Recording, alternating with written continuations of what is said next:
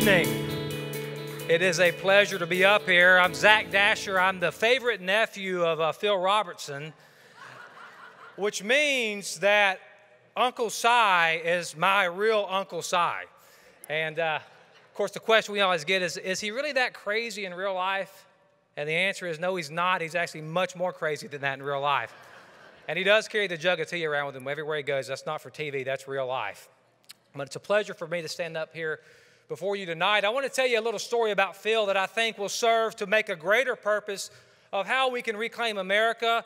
And I think if you guys will just bear with me on this story, it's a little bit, I'm trying to think of the word that Sarah said, politically incorrect, but I'm going to say it anyways, because we're not politicians, so we don't know how to talk that way anyways. So a few years ago, I'm in Longview, Texas on a business trip, and I run into this man who used to coach football at the University of Louisiana Monroe back when it was NLU, won a national championship there, and I was trying to do a business deal with him. I said, Pat, I'm Zach Dasher, and he said, where you from, son? I said, West Monroe, Louisiana. He said, I got land in Luna. You know where that's at? I said, I sure do. I've got some family that has land out there. He said, well, who is your family? I said, well, it's Phil Robertson. Now, this is before Duck Dynasty. This is before the big show, right? And unless you were a duck hunter, you probably didn't know who Phil was. He said, I know your uncle. I said, well, how do you know him? He said, I coached him when I was at Tech. I said, I got to clear something up because I've heard this story my whole life. I got to find out if it's true. Is it really true that he was this unbelievable quarterback? I mean, my mom's told me all these stories. Is it really true? He said, son, he pointed his finger right at me. He said, your uncle was the best quarterback I have ever seen play the game. I said, well, why is he not in the pros? He said, well, let me tell you that story. He said, your uncle comes in after his junior year of football season. He's got his pads. He throws them down on the floor of the coach's office, and he says, Coach, he said, I appreciate the chance to play ball, but I'm done. I'm going to hunt ducks. Phil walks out. The head coach looks at Pat Collins and said, run that boy down and do not let him quit this football team. So they run him down to the young married apartments where Phil was living at the time. They knock on the door. Phil opens it up. He says, hey, coach, come on in. And he walks Pat and the other coach back to the back room, the back bathroom. Phil pulls back the shower curtain. I'm not kidding you here. He has a deer strung up in the shower, and he's skinning it. Now, this is where I come from. This is in my blood. I know I don't look like it right now, but about 6 months ago, I had a big full beard. During duck season, I always carry a beard, right? So this is normal to me, but apparently to most people, that's not normal. And Pat looked at the other coach. He said, that boy never playing football again. So you say, Zach, what does that story have to do with saving America? It has everything to do with it. I'm going to tell you why.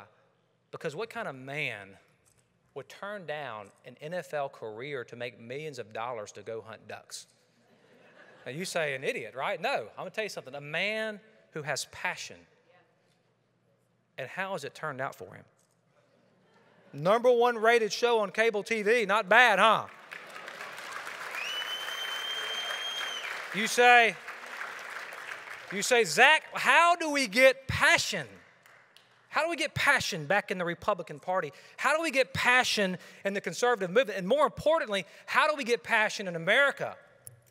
Well, I'm glad you asked. I'm going to tell you. It's called conviction.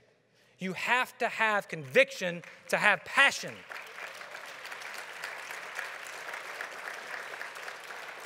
So you say now, well, I like that, Zach, but how do you get conviction? And here it is, folks.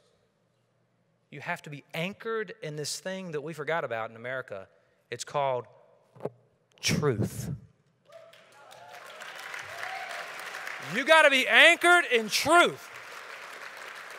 And I'm going to tell you something. I've sat back and watched the Duck Dynasty phenomenon, and I'm looking back on the outside looking in and on the outside looking in, or inside looking out. And let me tell you what I see.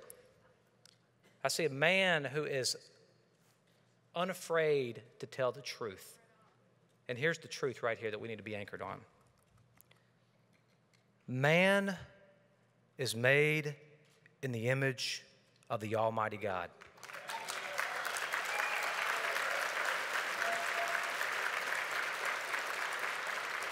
And let me tell you something.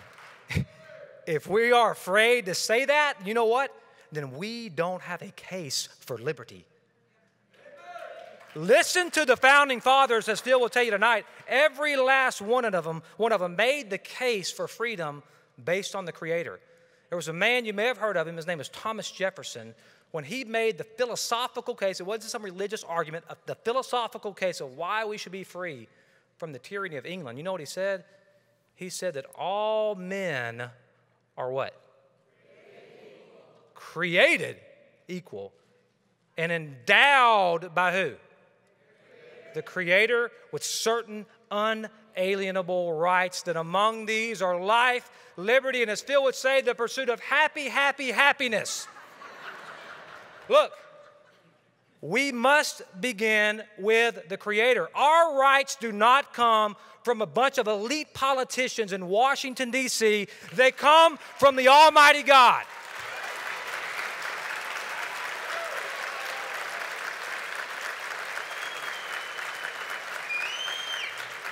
But y'all didn't come to hear me, so let me introduce to you my great uncle Phil Robertson, the Duck Commander.